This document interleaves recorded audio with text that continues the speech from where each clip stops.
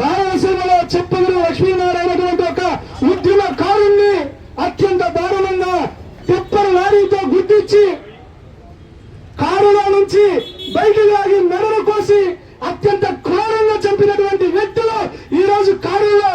గొంతుకల్లి నగరంలో తిరుగుతూ ఉన్నారయ్యా. అదేవిధంగా సంజయ్ మాదిగ సమాజం కోసం నిలబడిన వ్యక్తి,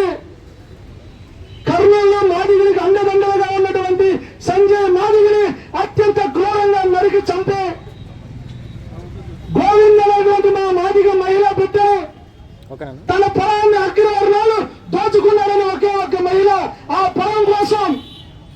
తను సంపాదించిన పొలం కోసం పోరాడితే ట్రాక్టర్ తో గుర్తించి చంపి జానకి అనేటువంటి ఒక మాదిగ బిడ్డని తన ఇంటి నుంచి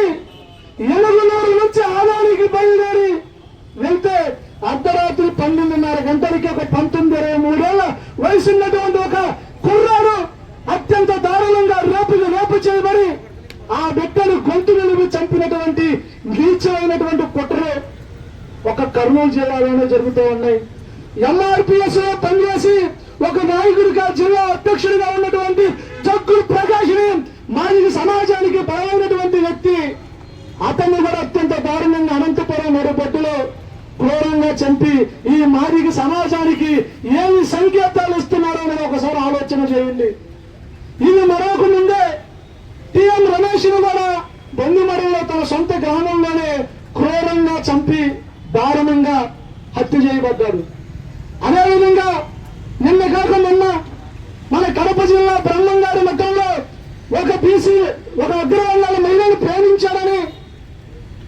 ఎవరైతే సతీష్ అనే వ్యక్తి ఉన్నాడో అదే సతీష్ అనే వ్యక్తితో పాటు పక్కనే ఉన్న ఓబులేస్ ను కూడా బండి మీద వెళ్తుంటే క్రూరంగా ఆలోచన చేసి అత్యంత దారుణంగా చంపి నేల పొలంలో కాలువల్లో పడేసినటువంటి అత్యంత దారుణమైనటువంటి ఘటన ఇది. దీనికి ముందు సాల్మాన్ రాజును ఒక మాదిగ బిడ్డ రాజకీయ కక్షతో అత్యంత క్రూరంగా ఇంటి మీదకి వెళ్లి ఇంటి దగ్గర దాదాపు ప్రభుత్వం ఏర్పడిన ఈ 2 సంవత్సరాల్లో భయపడి గ్రామం దాటి 2 సంవత్సరాలుగా బయటికి వెళ్లి ఎక్కడో బతుకుతూ ఉంటే ఆ బిడ్డ ఇంటికి భార్యకు బాగాలేదని ఇంటికి వస్తే అతన్ని అత్యంత దారుణంగా రాడ్డుతో కొట్టి 5 రోజులు హాస్పిటల్లో ఉంటూ ప్రాణం తీసుకున్నటువంటి హత్య సాల్మాన్ రాజు అయితే ఇది మరొక